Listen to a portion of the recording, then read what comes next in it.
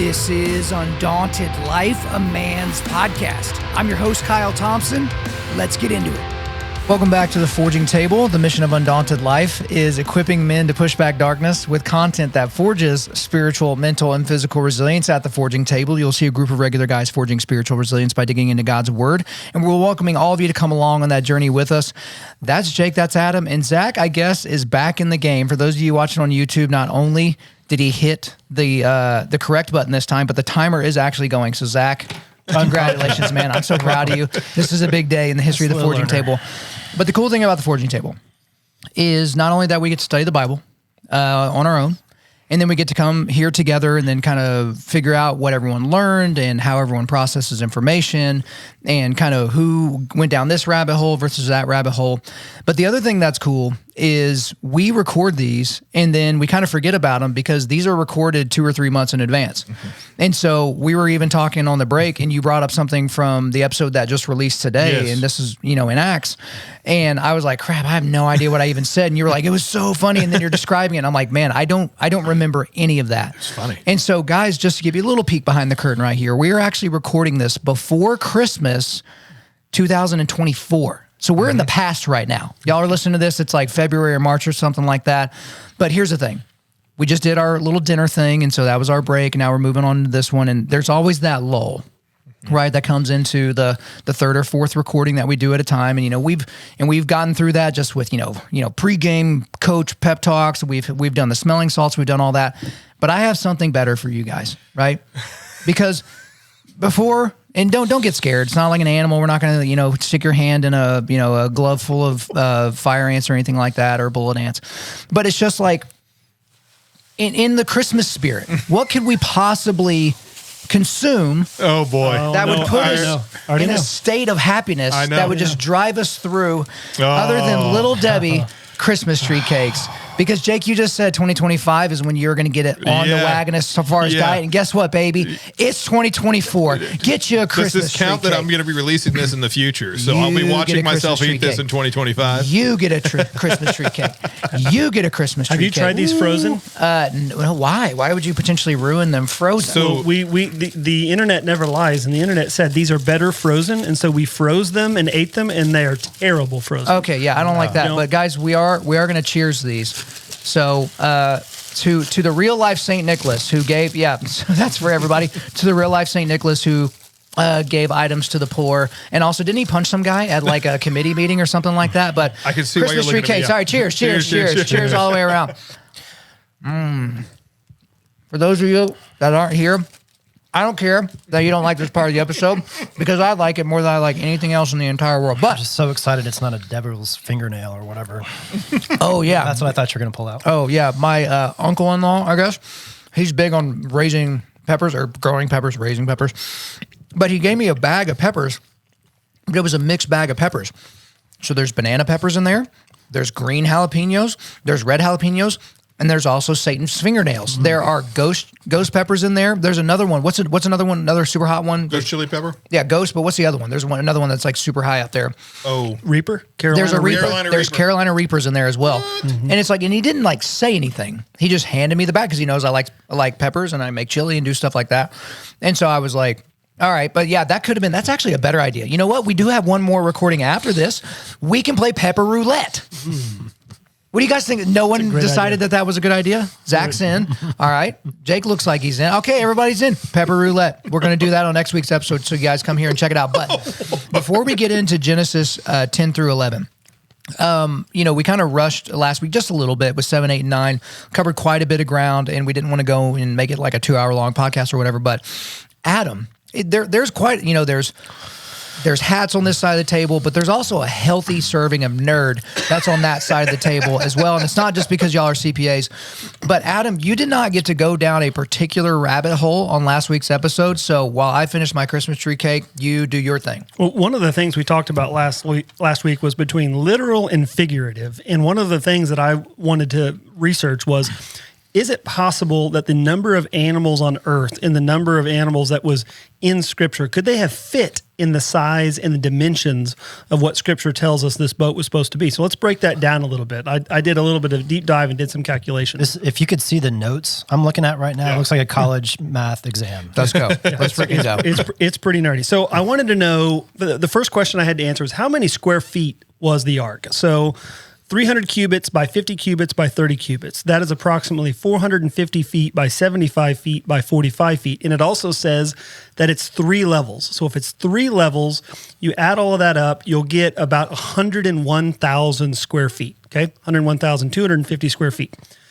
I took that and I said, tell me the approximate number of square feet that a large animal, like a cow and a horse, a medium horse, or medium animal like sheep, pigs, and dogs, and a small animal like birds and rabbits. How many square feet do those animals need just to survive? Because they can't be right next to each other. They've got to be able to move somewhat. So a large animal, assume 100 square feet. That's 10 foot by 10 foot. That's not that much, okay? But it's probably more than they had, realistically. But that's a reasonable number. 100 square feet. 20 square feet, that's 5 foot by 4 foot for a sheep or pig or dog. That's still not very big. Birds and rabbits, 2 square feet. So if we have large animals, we have 101,000 square feet divided by 100. That's 1,000 large animals. How many medium animals? It's 5,062. How many small animals? 50,625. But that assumes that's all that's on the ark. We know that's not true. Okay, we know that some of the medium animals and small animals had to take up some of that space. So let's go ahead and say we've got a mix of large, medium, and small animals. What would be a reasonable estimate of that? Let's assume that it was 300 large animals, 2,000 medium animals, and 5,000 small animals. Noah's Ark could theoretically accommodate thousands of animals. 300, 2,000, 5,000, that's 7,300 animals. And Jake, you and I were talking earlier, and we were throwing out numbers about how many animals do you think were actually on the ark? And without us ever talking, I think you threw out numbers of 1,500 to 2,000 were some of the resources that you saw? 1,400. 1,400. Okay. So we did not talk before I did all of this math. And so I came from 101,000, and then I determined how many animals could be in a space like that are large, medium, and small. I get down to a diverse mix of animals of around 7,000 to 10,000 animals is what I came up with. So again, this is all, we're just trying to make, is this reasonable? Is it even plausible? If we're going to take the literal view, we've got to be able to say that many animals could fit in this space because it tells us in Scripture that it's about 101,000 square feet. Let's take one more thing. So then we learned that in chapter 7, that the clean animals, there were 14 of them, and the unclean animals, there were 2. So of the land animals, let's assume that there were about 7,000 kinds, which I think that's probably too much, okay? 7,000 kinds. That would be, let's assume there's 1,000 different kinds of clean animals, times 14, that's 14,000 animals. Unclean animals, 6,000 kinds, times only 2, not 14, times 2, that's 12,000. Birds, 1,000 times 14, that's 14,000 birds. If you add all that together, that's 40,000 animals. Now, that's way more than what I said earlier, which was about 7 to 10. But remember, I gave large animals 100 square feet. I gave medium animals 20 square feet. It could have been less than that. It could have been half of that. If it's half of that, now instead of 7 to 10,000 animals, I'm at 14 to 20,000. Again, don't go put these to the test necessarily and determine, like, is he exactly 100% right? It is definitely plausible and reasonable. There is no doubt that somewhere between 7 to 10,000 or 14 to 24,000 animals could have possibly been on a boat of this size. And that kind of makes sense? If you've seen it, which I saw it rebuilt, there's zero doubt in my mind that you could fit that many. I mean, we fit all of that plus restaurants plus, I don't know, hundreds of people. And I mean, it was very, very feasible. Kentucky math was 1,400. Kentucky math was 1,400. Yeah, they had 1,400 kinds of animals. It was actually 1,398 precisely. And all of my math, I've never heard of that. I didn't know about that math. My math is significantly higher. I was assuming 7,000 kinds, and they still fit. And they still fit. If it's only 1,400 kinds, it's that much easier. And it kind of needs to be because there's got to be room for food and there's got to be room for everything else. And they've got to have I assume they probably living had quarters for the humans. I did have a thought about this. I started thinking about water. I was like, well, what about water? They would have to have water somewhere. They probably had a water collection device. They did. Could have easily had gutters or something like that collected waters into like a rain barrel type thing. Mm-hmm. Yeah, it's actually, I mean, again, going to Kentucky, look, there's no way they can know. Okay, well, let's just put that out there right now. Okay, what they have at the Ark Museum, there's no way they could definitively know this is how everything worked. What they do a really good job of doing there is showing you how it could work. Mm-hmm. So they had waste disposal systems because you got to get rid of the waste. They had waste disposal systems. They had water. They were showing how they fed them, where they grew food for them so that they would have consistent food. I think they even go into how they fed the carnivores. I don't remember that part, but everything, they lay out everything as far as like, it could have worked like this. And that's their stance. They come at it from this is how it could have worked, not, hey, this is how it happened. Yeah, they do not come at it from a standpoint of they did it this way. This is how they designed the sewage system. It's like, no, they didn't do that. They just said, okay, look, all of this technology was available at the time. Here's how it could have been laid out, and it would have worked. You don't have to guess. I did a Kentucky tour from my chair in my living room and an iPad. And like when you brought up the water system, I remember seeing that they had multiple barrels, if I remember correctly, that had like canvas on top, and it was a filtration system. So when they go through each section, it would be purifying water. Now, where the source water came from, I don't know. Still have questions if there are carnivorous animals, technically not at this point. I'm still unclear but it on would be that. post-fall, so True. it would make sense that they would be. Wait a minute. No. Like back in, I'm trying to.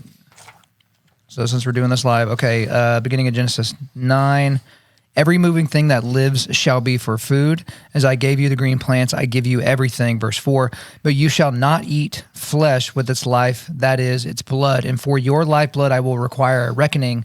From every beast I will require it, and from man. So that's from beast to man and from man to man. There will be a reckoning. But yeah, I don't get any hints there about whether or not they were eating each other. Because that's been one of the arguments is like, bro, how are you going to have, a ship with, and you got, carnivorous cats. Yeah. And, they're all of a sudden not hunting llamas on this damn boat. So like here's where it gets a little confusing for me. This is what it says on this one. It says, when God established Adam and Eve in their garden home, he gave them fruit and plants to eat, according to Genesis 1, 2, 16. But after the flood, he expanded the human diet to include meat. However, God put one restriction on eating of animal flesh. The meat must be free of blood, and so forth. So I don't know. I guess I'm not sure. Adam, you got a note on this? Genesis 1:24 is where it says, and God said, let the land produce living creatures according to their kinds, the livestock, the creatures that move among the ground, and the wild animals. I might need to go see what does the word wild animals mean? Livestock was basically speaking about domesticated animals that would be used for product or food or something like that, whereas the wild animals are non-domesticated. That's and this is Genesis 1:24. Mm-hmm. And so that I would think the distinction between livestock, cows, pigs, chickens, is my assumption of what he's referring to there. Yes. And wild animals would predominantly be anything that's not domesticated. It could be a bear. Or even domesticatable, right? So domesticated or domesticatable. Now, Right. how does that relate to the whole dinosaur thing? Because when you normally see the Sunday school depictions of in Noah, it's a couple of lions, a couple of crocodiles, a couple of giraffes. There's not a couple of T-Rexes typically you don't on see there. any T-Rexes. There is in Kentucky. There is? They actually, so one of the cool things they have there is they have like, basically, they built cages there by dimensions based upon different types of animals. And within those cages, they actually put 2 animals in there that are, a lot of times they actually put them in there as juveniles. So you can, like, the elephants that they're showing in there are not full grown, fully sized elephants. They're baby elephants. But they're kind of showing you all of these different animals and how they could all fit. And they do have some dinosaurs in the cages. And I say some because it's not just one cage with dinosaurs. There's like multiple cages with different kinds of dinosaurs. Again, now, how they determined a kind of animal, they do have a whole chart on that and how they kind of classified all of those and how they think that matches up with what the Bible would say. This is this kind of animal. So where did they break? Because I know we went full nerd, or I did a week or two ago with, domain, kingdom, phylum, class, order, family, genus, species. Where exactly do we think they were taking a pair from? Because that makes a huge difference with each layer you come down. Yeah, I don't remember. Okay. They I know they have the charts there. I remember seeing the charts. I just don't remember exactly what they were. Do you remember from your little virtual thing or whatever? No clue. Okay. I do have a book of all of the actual signs from the Ark Museum. I am happy to loan it to you. Also the Creation Museum. So if you want to see it. Yeah. I'd love to check it out for sure. Interesting on the baby animal size from the math perspective though. Yeah. Mm-hmm. Yeah. How much less space would you need if you shrink them all down? And then also, I think, Jake, maybe you mentioned it last week or the week before, where it's like, okay, if you look at a gestation period, but also a maturation period of an animal, but then I don't know how that would work with weaning, because it's like, hunting seasons are based on, okay, in some ways, like when is it fair chase, but also when are the babies of these animals are able to survive on their own realistically, right? And so I'm just wondering, like, if you had two baby animals, like what are they doing in their own development without being weaned? They may not be babies, but they could just be juveniles. Right. So they're not fully grown. Yeah, they're just young, and maybe not at that point where they're going to be reproducing, but at the same time, so there's some that were probably fully adult on there. But I think a lot of the larger animals, when you start thinking about the size of those and what could have been brought on for an elephant or a giraffe. And actually, I think the giraffe was actually within an entire different kind of species. So their theory was there wasn't a giraffe on the boat per se. There was a type of animal that would have been able to evolve into a giraffe over time. What animal would that have been? I don't know. Don't remember. I should say it's there. I just don't remember. I thought this was really fascinating when I started the study. Mm-hmm. But then when I finished it, again, it's like everything is wrapped in a miracle anyway. Yeah, so it's kind of like I've gotten to the point where it's like, who freaking knows? I mean, in the grand scheme of things, a whole bunch of animals showed up at a boat. Yeah. Well, that's the other thing. So, like, if you believe all these animals just like on their own accord, and they knew they were the two lions that got to exist, and all the rest of them were going to be screwed and drowned. That's actually kind of hilarious to think about. I mean, I'm just over here chuckling. It's like, okay, 3 lions show up. Right. But once you get to the boat, though, once you get into the boat, it's like, because people are like, what are you going to do? As you mentioned, like, what are you going to do with all that waste? Like, how are you going to do all these different things? Like, if we're just in the world of the miraculous at this point, the lion's all of a sudden doesn't have a taste for gazelle anymore. So totally fine sustaining on grass or whatever is available there on the boat or whatever. But go ahead. I'm so glad that we got to this point, because after our last discussion, I had written down a note that I wanted to bring up today. Star. It had to be miraculous. The animals came to him. Right. Yeah. Like that's one line in the story. Well, there's no explanation for that other than miracle. Well, and interestingly enough, it was after the flood that animals became afraid of humans. They were not afraid of humans before then. Or each other. Nor each other. That's true. We don't know. I don't actually. So is that there's where you go into the carnivore thing again. Right. Oh, but even if they weren't afraid, that just means that predation was just there would have been no chase, I guess. That's an funny interesting thought. theory. I'm sorry. Never had that connection until just this moment. Yeah, because it does say now there's going to be okay. They take back. It goes back to new creation, and the language is the same. Fill the earth and populate and all that sort of thing. But it's like now they're going to be afraid of you. Now you can eat them. And before everything was they don't eat each other. They're not afraid of you. And this is a renewal, except for sin came along with the new creation. Is that do the Kentucky people think that that's why we were able to live in the same time as these enormous carnivorous dinosaurs? It was because at a certain point, like they would not look at us as potential food? Or I don't remember, but that's a good thought. The problem with that is that dinosaurs, I'm fairly confident, have been unearthed with other animals in their stomachs. Well, that's because it was after the flood. No, they died with the flood, correct? Some of them. Well, I guess you're saying they came along. Why would they come along? Why wouldn't they? That's a whole nother thing. I mean, why would who come along? Well, to me, it's almost cleaner Dinosaurs. to say, well, the flood obviously was the extinction, right? By bringing them along, you still have to account. It says to bring two of every living kind. Like it doesn't exclude the dinosaurs here. Yeah. But I mean, at the same time, I would say, like, look, we've had several species go extinct within our own lifetimes, right? I mean, we've had several species. An astonishing amount. Yeah. Yeah. So I would actually say you have these giant carnivorous beasts who are wandering the land, and wouldn't it make sense that the human beings who actually have the ability to think about what would be the best method of getting rid of them to protect themselves would maybe hunt them first? So you're the geology guy you talked about, right? Oh, I've got a lot of geology if you want to get into the nerdy Looks stuff. like we're not going to have a lot of time, but maybe next week. Yeah, that's fine. Well, no, like what he was going to go into, make your point, but we can't go too far down. We haven't even gotten into chapter 10 yet. Coming from an energy perspective, historically, I went through a lot of these classes. That's what we did. We had to target certain things to be able to get there. You had to understand how things were heated and cap rocks and things populating, blah, blah, blah. So everything is laid stratigraphically over time according to carbonization or whatever. But just in the depth of layers and deposits, has it been shown factually that you have deposits of dinosaurs and deposits of humankind in the same stratigraphic layers at large? Well, there's no, again, I don't know if I can get into this without going into the full geology. So just fly over it. Okay. There's no transitional fossils within sediment layers. Okay. So think of it this way. Here's this layer that has these types of fossils. You don't see, okay, here's this next layer, and then you can see how these species here have become this species here. What you see is layers of fossils kind of laying on top of one another. But what we've done is taken things like, okay, the Allosaurus versus the T-Rex. What's the difference between the two?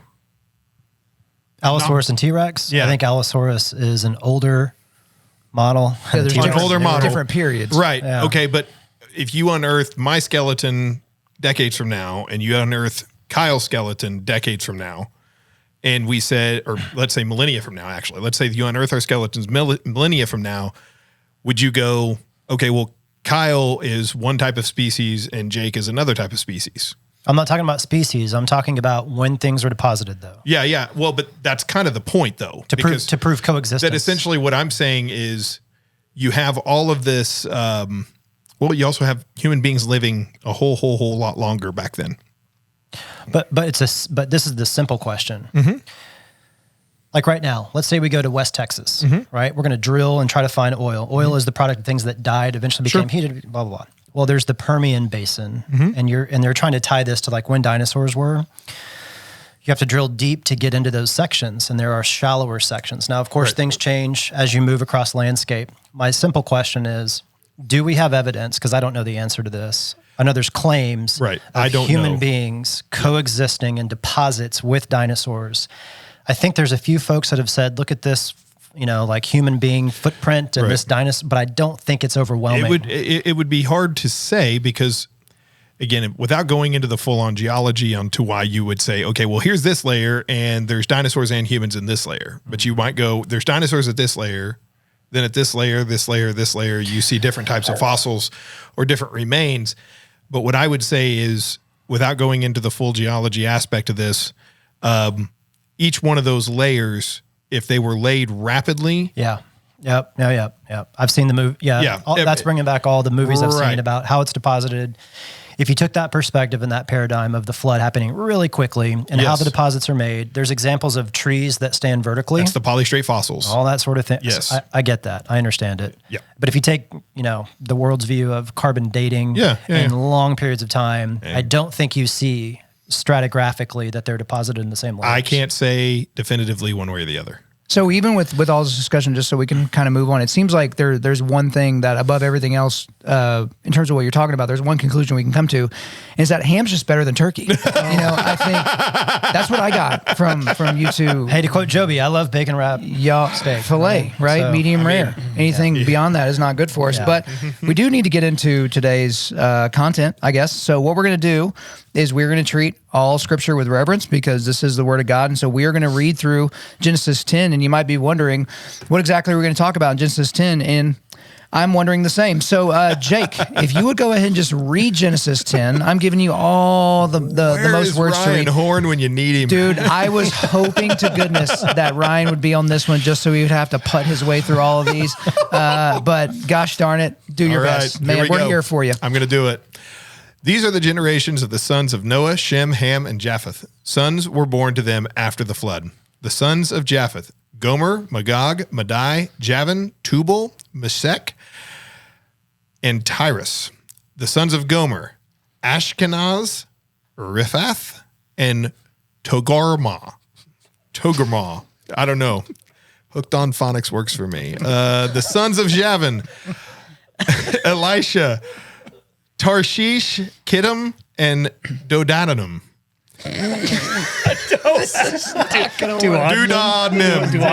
Dodanim. We have so much left. So much From left. these, the coastland people spread in their lands. Each was with his own language by their clans and their nations. Man, you nailed that part. Keep going. The sons of Ham: Cush, Egypt, Put, and Canaan.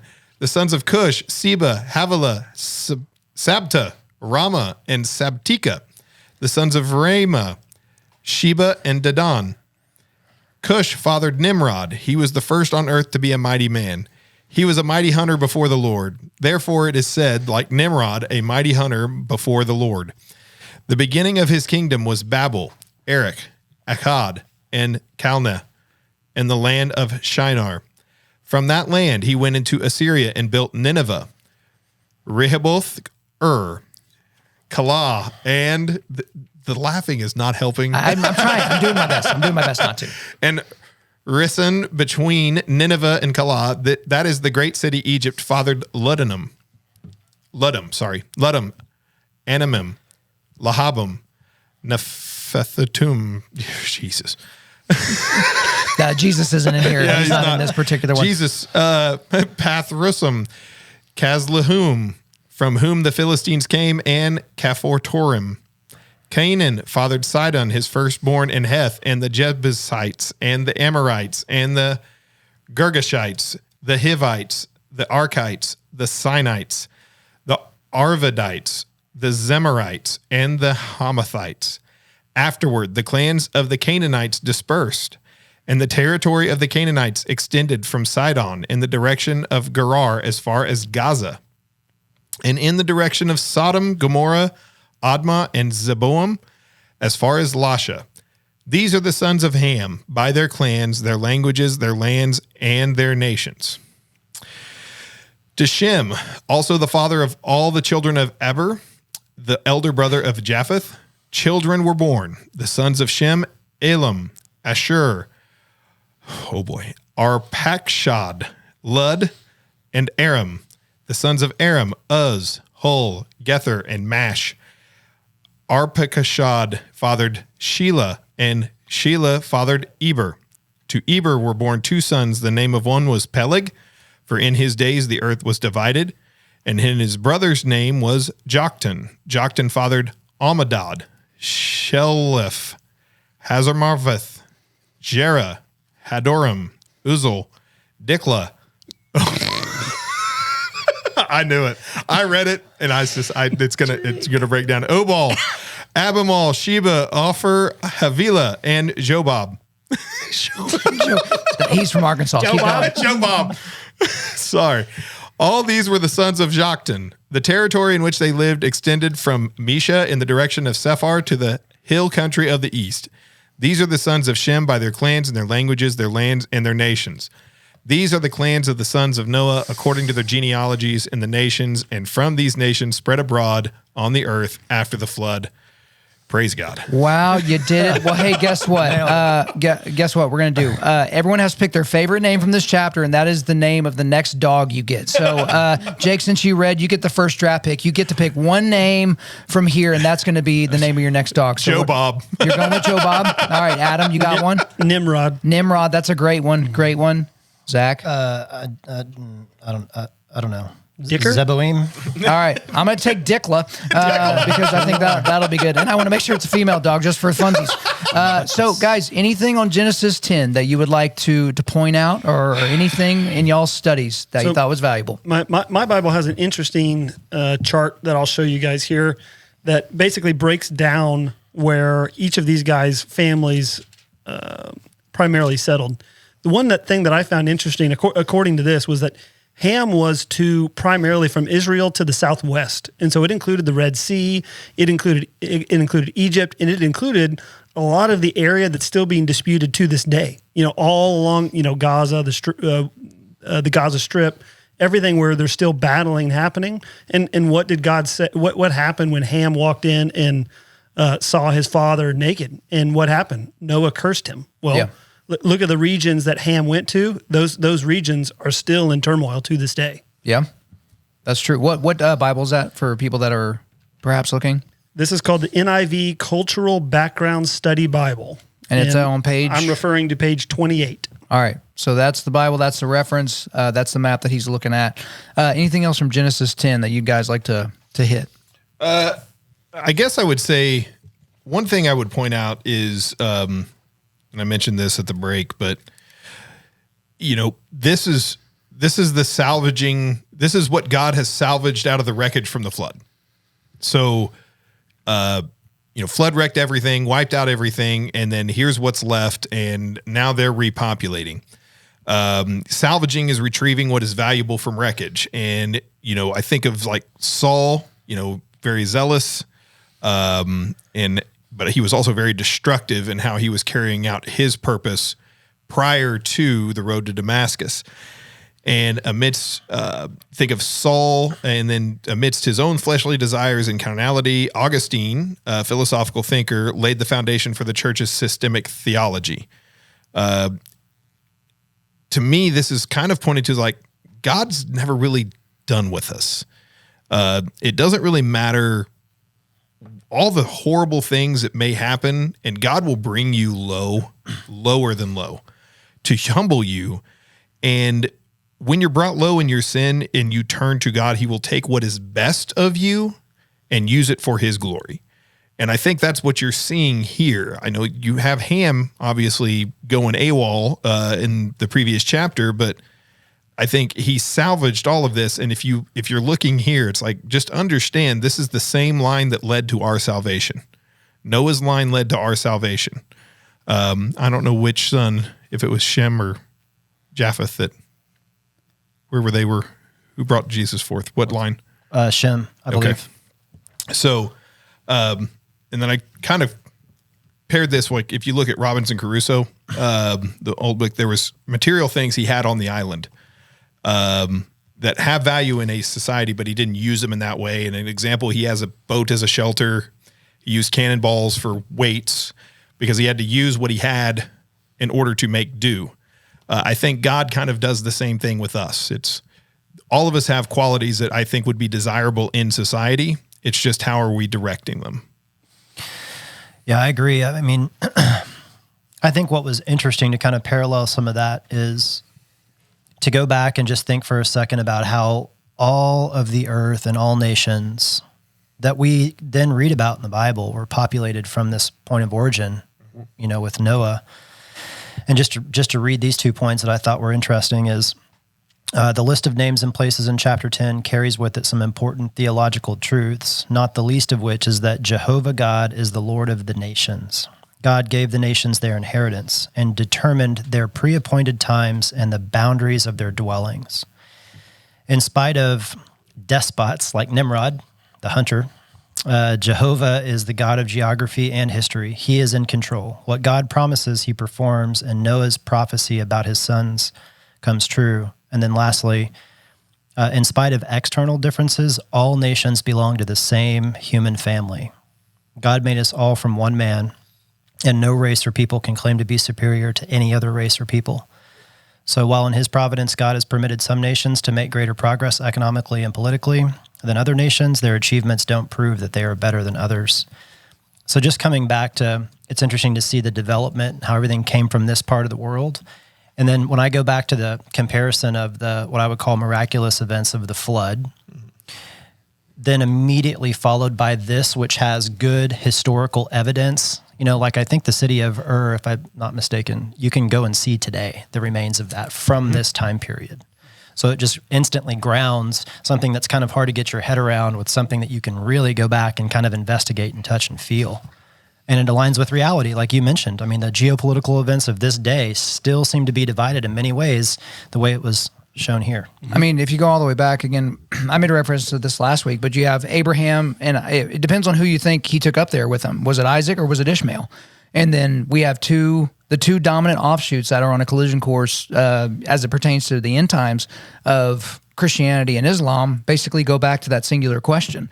And, you know, where you get what? Is that debatable? Is it debatable that Abraham didn't take Isaac?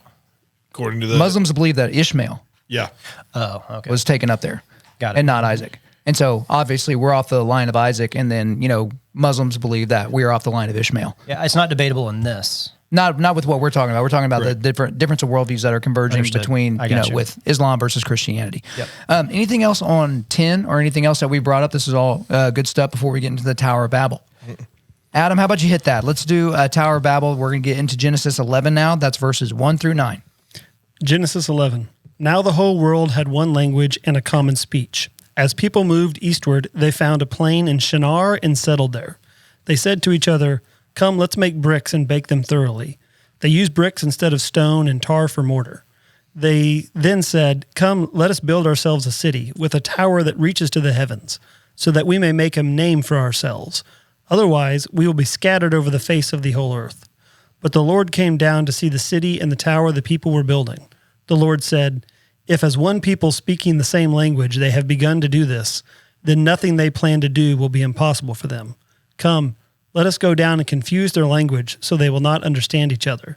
So the Lord scattered them from there over all the earth, and they stopped building the city. That is why it is called Babel, because there the Lord confused the language of the whole world. From there the Lord scattered them over the face of the whole earth. So Babel comes from the root word balal, which is to confuse, mix, or mingle. I have no idea if y'all saw anything on this. I didn't see anything on it, but I wrote it down in my notes as something that I thought was interesting. If they were all speaking the same language, do we have any speculation as to what that language was, and is it still around today? Didn't see anything on that. Don't know. Nothing. Okay, so let me just throw that out there as like a thought experiment, because it was interesting to me. If it's not interesting, let's just move on. But I did think, because we hear about, I've heard different people, like there's a few people that are experts on ancient languages that are no longer spoken, but these people have kind of like put the dialectic together, because I guess we don't know technically how the, Egyptians during the time of the great pharaohs and pyramids, we don't know exactly what how the phonetical, spelling or pronunciation or whatever was of their language. But I honestly thought about that. I was like, I wonder what that language was. And I wonder what it sounded like, because we have so many different dialects. I don't even know if people can put into, there's probably a number you can put into the different languages and dialects that are spoken around the world. But I was wondering if it all came from a singular place. Did that language cease to exist in that moment, or is it potentially still here today? Yeah, I have no idea. I mean, there's so many languages out there that there's literally languages where the Bible has not been translated. I mean, that's... Yeah, even our church in the last year, the Danu people, which is in the Myanmar area and things like that, like our church, Faith Bible Church in Edmond, Oklahoma, we raised, do you remember how much we raised? Do you remember how much it was? It was $500,000 for the first, I think, 2 translations. Yeah, so to translate the Bible into the Danu language, and you're just thinking to yourself, like, how long has that language been sitting there without a full translation of the Bible? And then it's like, even we can't really get into the story, but the story of how our church found that out, and then how in the world do we do that? Because Myanmar is, basically a military dictatorship right now, and so even just getting anything in there, like water bottles, is hard enough, much less translation of the Bible. If you've ever been to the Museum of the Bible, they literally have... Not in Kentucky. Not in Kentucky. This one's in D.C. Yeah. If you've ever been to the Museum of the Bible, they actually have one of the exhibits they have there. It's all the languages that are known to exist on Earth. And within that, they actually have highlighted, here's the ones that have a Bible in their language. Here's the ones that have a Bible being worked on in their language, and here's the ones that don't have the Bible in their language.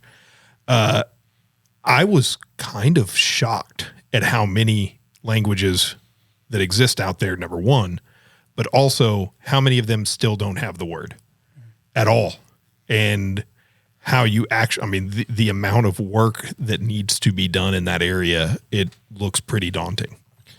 Do you think that can be solved with AI? Yeah, that's my first 100%. Like, I mean, we've got quantum computing now that's, 10 billion times faster than any supercomputer? I don't know. I mean, the problem is you have so many words in those languages that just, there's words in our own language that just don't translate to anything in their language. Period, end of story. Yeah. If I were going to take a guess, I'd say that problem would be solved like lickety split. I don't know. I think you guys have a lot more faith in AI than I do. I still think it has so much to do with what's programmed behind the scenes. Well, that's always my concern. I don't want to get into a ethics of AI thing because I mean you're right. With AI and with the quantum computing coming right behind that, and then you have what's the next level of AI? What's that called? Artificial general. What is it? It's AGI, and then there's like a super intelligence after. Yeah, artificial general intelligence, and there's super intelligence thereafter. And at that point, that's when people are like, okay, that's where it will become its own God, and we'll be able to direct, and we won't be able to stop it. The issue is that people forget is that it is programmed, and when you have people that all come from basically one point of view, one worldview, which is not typically, it is 100% way left of center.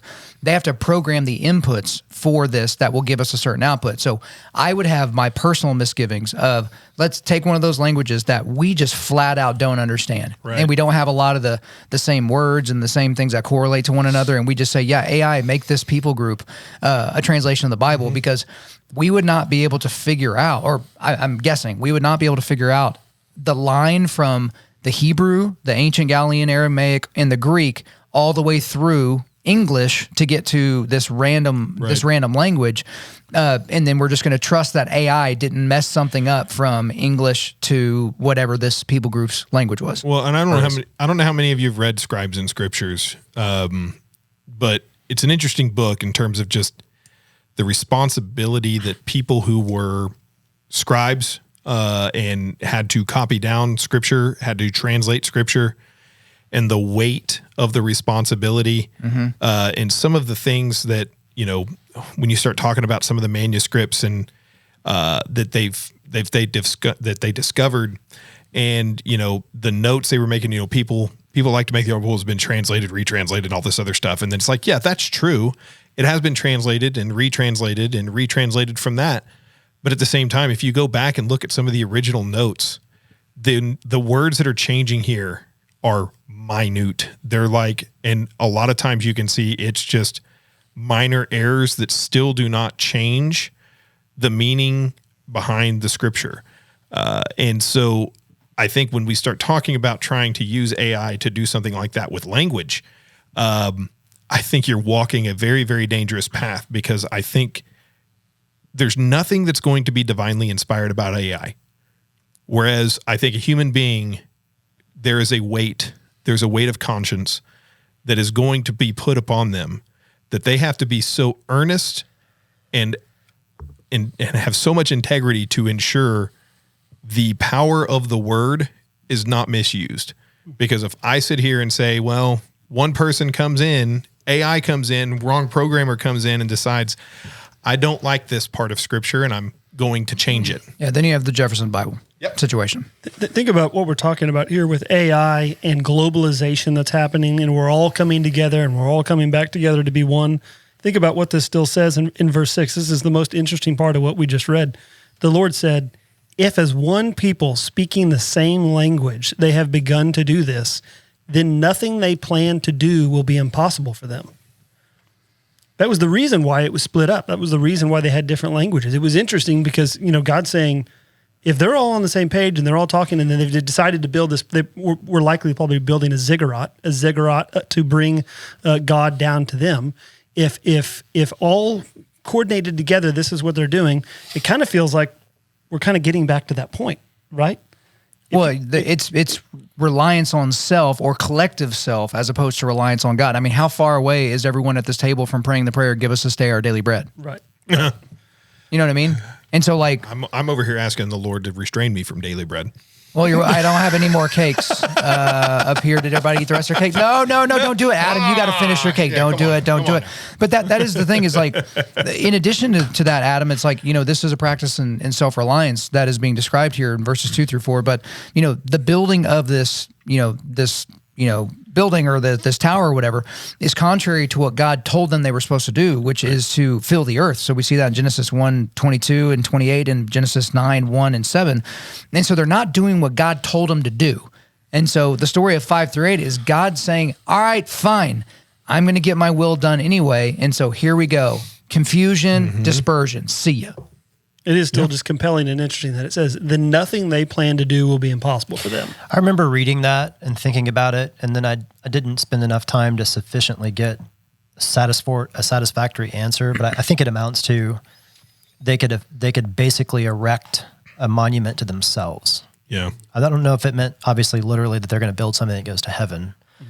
But I mean there's something to that, right? Well, we've done it now, right. We've built monuments to ourselves. It's called social media pages, but we've built monuments to ourselves. Yeah. But my life is really interesting and everybody wants to know about it. Like, I went on vacation. I want everybody to see What did you eat? I killed this amazing animal. I just had a Christmas tree cake. It was delicious. I want everybody to know about it. Just as a general comment, I spent a couple of years kind of avoiding AI just because whatever. And then started to get introduced to it and then started to use it. And now I sort of equate it to Google. Like if you're not using it, then you're getting behind. But with all of these advances that are coming at such a great rate, I did go back and John Lennox's book again, 2084, the refined version. He's been thinking about this and talking about this at a deep level from an ethical standpoint, from an Oxford mathematical standpoint. And then he just pulled all these people in and he's making arguments effectively for his grandchildren. So when you think about the types of things that we have to push back against in culture today, this AI thing is a big one that's coming now. And guys like Lennox have been thinking about it for a long time. I'm about 2 hours into the 14-hour audiobook, and it's incredibly interesting. And the things that you're talking about right now, I would encourage you to take a look. And he's making arguments that you're kind of talking about. It's a program, right? And this is why the whole definition of life thing is fascinating. Because I don't think we'll ever get to the point that you can recreate life in the way that God did. But that doesn't mean the perception of what's happening or the fact that somebody may get a Bible that you don't agree with, but it may go ahead and be widely distributed. What are the impacts of that? And how do you begin to push back against that? How do you use it in the right way? So I would encourage you to delve into that, to begin to have answers for the questions that are going to come up. What's the name of the book again? 2084. Okay. There's a copy of it over there on the shelf as well, if you want to check it out. They just came out with a released new version that kind of incorporates all the latest stuff. That's what I was doing on my phone. I was finding it. Sorry. Well, no, that's good. Like the thing is that this does bring up an interesting discussion about complicated ethics. Because, we're seeing it on a micro level, like on college campuses where professors are like, okay, is this a ChatGPT generated essay that I'm reading, or did this person actually have these thoughts and put it down on paper? But for us, we saw it in a small way whenever you were in, high school calculus or something like that, and you had this calculator. So you weren't having to necessarily scratch together every single thing to show your work. At some point, you had to sine, cosine, tangent, and you just use your little graphing calculator, which costs way too much money. And then you just beep boop it all in there, and then, Bob's your uncle. And part of it, people's like, hey, I can't remember phone numbers anymore. Why? Well, because we have phones and we can just boop, and then we can call somebody and do all that. The problem that we're running into with AI and the speed with which we're going that direction is when we were little kids, like 5, 6, 7, if we didn't know the answer to something, we had to go ask somebody. And if your house had a set of encyclopedias or, you had like an atlas or something like that, you might be able to find the answer. If not, it was, well, we got to find a time to go to the library, or, hey, you're going to have to call your Uncle Jimmy because he actually, studied this in school or something. Now you have AI basically programmed into phones that you're buying right out of the box, and you just ask your phone to give you something, and whatever it tells you, you just believe now. Right.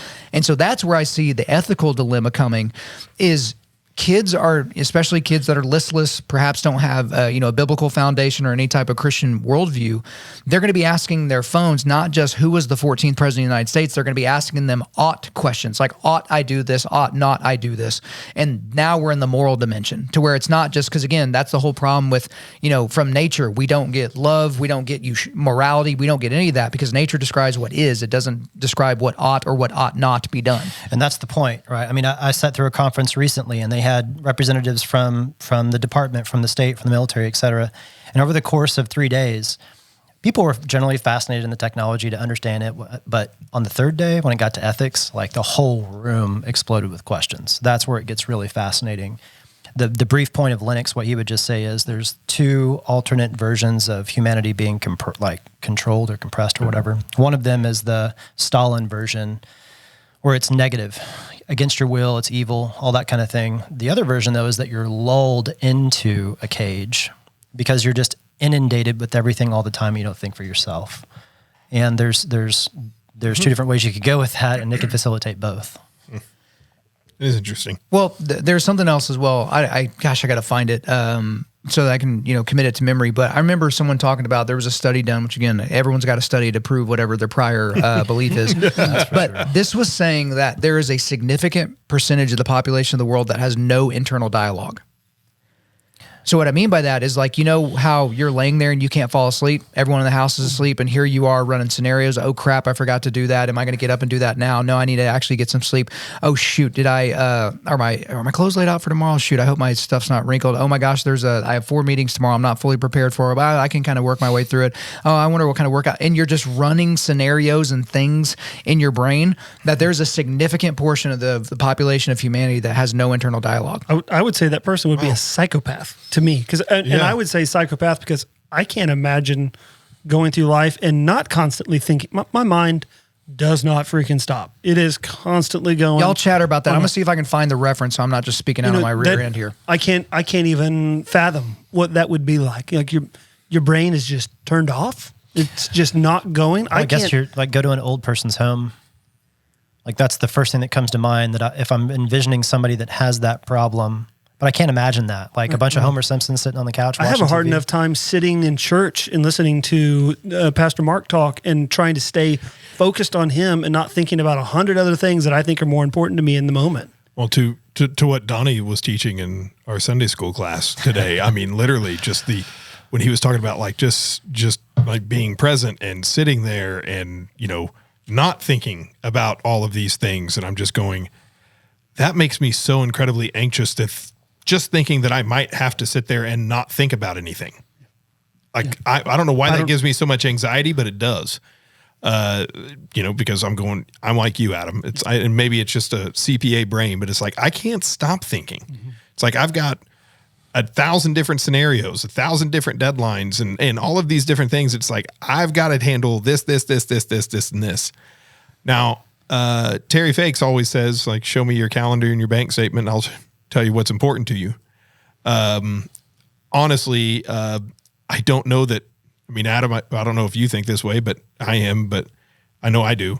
I don't think I'm supposed to be that way. Right. I think I am that way. I don't think I'm supposed to be that way. So as far as the internal dialogue question goes, Kyle, and hopefully you found the study by now, but as far as the internal dialogue, then we'll keep going. But as far as the internal dialogue goes, I have it all the time. I just don't know if I'm supposed to be having it all the time. Yeah, I'm not advocating saying that it's a positive thing in any way. I think having it's obviously probably a balance is what makes more sense. But to me, it's so turned on all the time in every scenario. Even as we've been sitting here talking, I find myself having struggles, my brain not wandering into other things constantly. You heard it here first. Adam is turned on all the time. So I have found the reference, Scientific American from July the 5th, 2024. Not everyone has an inner voice streaming through their head.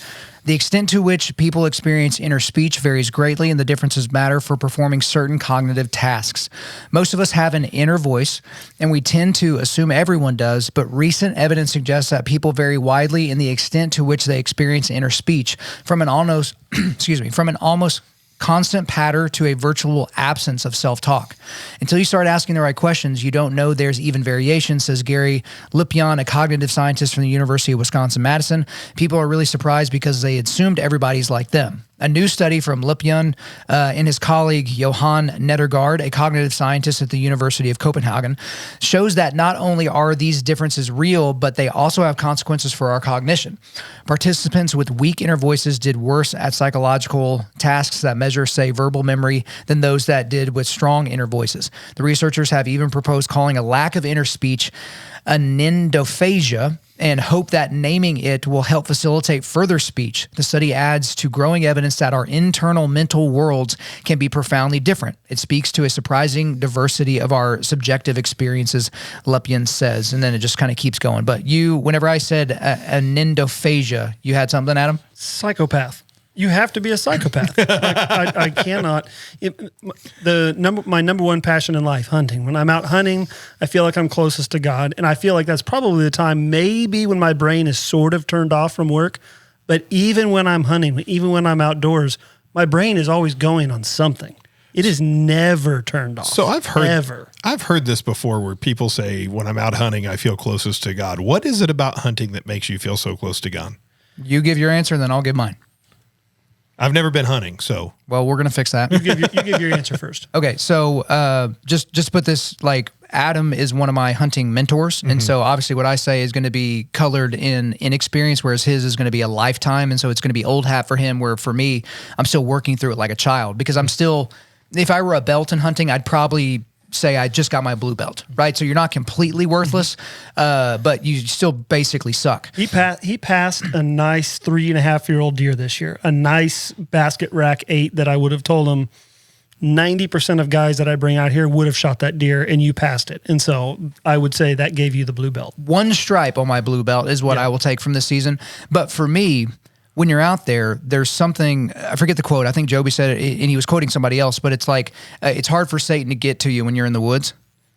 Because when you're surrounded by man's creation, which is the city, which is the neighborhood, which is the road system, which is all that, you're reminded of the creation of man. Whereas when you are out in nature, even if you're in a blind that was made by man, or you're hanging from a tree from a harness that was made by man, you are in nature. And you also, when you are walking to wherever you're hunting in the middle of the darkness before the sun comes up or something like that, you realize just how helpless you are. Because if there's something out there that wants you, it knows you're there. You don't know it's there. You just have this sinking feeling in your stomach that if something wanted to take me, that I'm out. And so in terms of like getting you closer to God, it's the fact that what you're doing out there is the most fundamental thing other than probably breeding, which is trying to provide provision so that you can sustain life for yourself and or for others. And so, because there's no other thing to explain how you're sitting there and you're looking at your watch and your heart rate, you're resting in the low 60s like you normally do. All of a sudden, an animal walks out. Just any deer. It doesn't have to be a once in a lifetime deer, but just a deer of any kind. And then all of a sudden your heart rate doubles. Why? Why does it do that? Because there's something happening inside of you that says this is an important moment, and it comes back to sustenance. Where do we get the blessing of sustenance? From God. And where do we get that most fundamentally? We get that in nature, not the grocery store. So that would be my answer in brief. I would say the beauty of landscapes and the beauty that I've been able to see in sunrise and sunset and the birds chirping and the animals scurrying around. Just I feel like if there is a time when my brain is turned off more than any other, it's when I'm in nature. And when I see things and I see a beautiful sunrise, my mind more often than not goes to, man, I am lucky that God put me here. I am very blessed that I get to see this beautiful sunrise, get to see this beautiful animal. And I can't think of any other time in my life that I've had those emotions feel so strongly. Does that make sense? It does. And so one quick thing, because we got to wrap up by finishing Genesis 11, but to put a bow on your point that you brought up about psychopathy, Adam, there are rough estimates from the American Psychological Association that roughly 1% to 2% of human beings in existence, 1% to 2%, have some degree of psychopathy. So psychopathy makes it difficult, if not impossible, for you to feel any empathy or sympathy whatsoever. Right? So that's why typically people that are mass murderers, they usually started out by torturing animals. So whereas like if I had a kitten and I was torturing it to death or drowning it to death or setting it on fire, like I would have to be forced to do that because it's so evil and I would feel terrible for this animal. These people would be doing that. And if they were just a psychopath, they would feel nothing. Or if they were a sadist, they would feel sexual arousal, like all the way up to sexual arousal for something like that. Extreme release, pre-release sexual arousal. But then what we're talking about here is if there's 8 billion people on the planet, that's 80 million people in the world that have basically no internal dialogue for empathy or sympathy whatsoever. So that's kind of what we're up against, because people have talked about that. Like if you're in a unit in the military, or if you're in a squadron, or if you're in something like that, like percentage wise, if you look around a room, like you're going to be looking at somebody, if you're in a room of 100 people, there are 1 or 2 people there that don't feel empathy, that they don't feel sympathy. There's no compassion. They don't have the capability of it. And this went to a discussion, which, I know we're running out of time here, but Zach and I were even talking this morning in Sunday school preemptively to our recording today, was like, okay, go back to whether or not the fallen angels mixed with females, and we mixed lines of fallen angelic beings with humans. And if they were fallen angelic beings, that means that they were part of the demons that were, cast out of heaven, right? So they became demons, under the leadership of Satan. And so what if you come all the way down through humanity, if those lines still existed, are those the people today that have, like these people that go on killing sprees, or these people like terrorists or things like that, these people that have no empathy or sympathy for what they're doing, and they can't even like fathom feeling bad about it? Is it at least possible that's a downstream consequence of demons basically intermingling with the human species? Like, it's an interesting thought experiment, which again, I'm just going to throw that out there too. There's the rock and the shoe for you guys, but we do need to wrap up Genesis 11 and then get out of here. So I just wanted to throw that in there and ruin the rest of y'all's days. So I don't know who read last. I don't really care, but Zach, you're going to read 10 through 32. So finish up Genesis 11 and then we will get on out of here. Good luck. These are the generations of Shem. When Shem was 100 years old, he fathered Arpachshad. 2 years after the flood, and Shem lived after he fathered Arpachshad 500 years, and he had other sons and daughters. When Arpachshad had lived 35 years, he fathered Shelah. And Arpachshad lived after he fathered Shelah 403 years and had other sons and daughters. When Shelah had lived 30 years, he fathered Eber. And Shelah lived after he fathered Eber 403 years and had other sons and daughters. When Eber lived 34 years, he fathered Peleg. And Eber lived after he fathered Peleg 430 years and had other sons and daughters. When Peleg had lived 30 years, he fathered Reu. And Peleg lived after he fathered Reu 209 years and had other sons and daughters. When Reu lived 32 years, he fathered Serug. And Reu lived after he fathered Serug 207 years and had other sons and daughters. When Serug had lived 30 years, he fathered Nahor, and Serug lived after he fathered Nahor 200 years and had other sons and daughters. When Nahor lived 29 years, he fathered Terah, and Nahor lived after he fathered Terah 119 years and had other sons and daughters. When Terah had lived 70 years, he fathered Abram, Nahor, and Haran.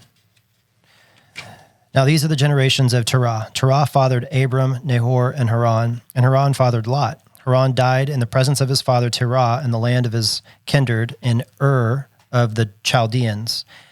And Abram and Nahor took wives. The name of Abram's wife was Sarai, and the name of Nahor's wife Milcah, the daughter of Haran, the father of Milcah and Iscah. Now Sarai was barren, and she had no child. Terah took Abram his son, and Lot, the son of Haran, his grandson, and Sarai, his daughter-in-law, his son Abram's wife, and they went forth together from Ur to the Chaldeans to go into the land of Canaan. But when they came to Haran, they settled there. The days of Terah were 205 years, and Terah died in Haran. Nicely done. Next week, guys, we are going to get into chapter 12 of Genesis, the call of Abram. So make sure, that you are read all the way through Genesis 12 for next week. But we are going to do a quick resilience boost before we let you guys get out of here. At Undaunted.Life, our mission is equipping men to push back darkness with content that forges spiritual, mental, and physical resilience. So wanted to remind you that we have a Crossway Forging Table starter set. So guys, there are 5 books. It includes a great study Bible, a journal, a great devotional, a couple of other books, one of them from Bodhi Baucham. That's fantastic. You can get all those books at a 50% discount if you get the entire bundle. All the instructions are in the show notes for today's episode, so go and check that out. Also, the Logos Bible software, the best Bible software on the planet. They changed it up to where you're not just buying the entire software now. You can just pay on a monthly basis and get access to a ton of the stuff. The most powerful Bible software on the planet. Guys, it's worth repeating. It's worth getting after it. That is the way that you can really dig in and use that at a discount. In the show notes, there is a link to where you can go and get that information and get that access at a discount. And also, we are a donation-based ministry. So if you want to know how we're able to get stuff like this out into the ears of guys all over the globe, it's because we have dudes just like you that are supporting us on a monthly basis. So please hop on board and do so. Thank you for listening to this podcast. Wherever you're listening to this, please subscribe, rate, and leave us a positive 5-star review. If you want me to come speak live at your event or on your podcast, just shoot me an email to info@Undaunted.Life. That's info@Undaunted.Life. Follow us on Instagram and like us on Facebook, and check out our website for everything else, including how to donate to keep more content like this coming your way. Just go to www.Undaunted.Life. And as always, we want to thank the band Holy Name for allowing us to use their music for our content. The music on this podcast is their song Perpetua, which is off their self-titled debut album on Face Down Records. The links are in the description.